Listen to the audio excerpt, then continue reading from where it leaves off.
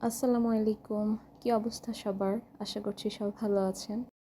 আজকে কিছু snacks item বানাবো, ফ্রোজেন করে রাখবো, সেজন্য এই ভিডিওটা করা।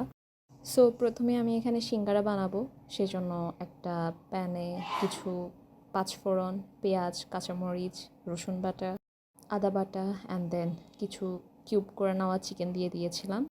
সাথে কিছু ভেজিটেবলস অ্যাড করেছিলাম, যেমন আলু, গাজর এসব। দেন মিক্স অ্যান্ড দেন হলুদ, মরিচ, লবণের গুঁড়া, জিরা গুঁড়া এসব দিয়ে আবার খুব ভালো করে আমি মিক্স করে নিব। দেন এটা খুব ভালো করে সেদ্ধ করে নিতে হবে, সে পর্যন্ত হালকা আছে রান্না করতে হবে। এখানে আরেকটা পুর রেডি করছিলাম, এই পাশে আমি রোল বানানোর জন্য পুর রেডি করব। অনেকটা ওই পুরটা ওইটা সিঙ্গারার পুরের মতো সেম, হালকা ভিন্নতা আছে, বাট দুইটা একসাথে ভিডিও করা যাচ্ছিল না, সো ওটার পুরের বানানোর রেসিপি আমি ফুল ডিটেলসে শেয়ার করিনি। এই যে আমার দুই পাশে দুই দিকের পুর রেডি হচ্ছে। দেন এখানে আমি একটা বোলে ময়দা নিয়ে নিয়েছিলাম, সাথে কিছু কালো জিরা, লবণ আর তেল দিব।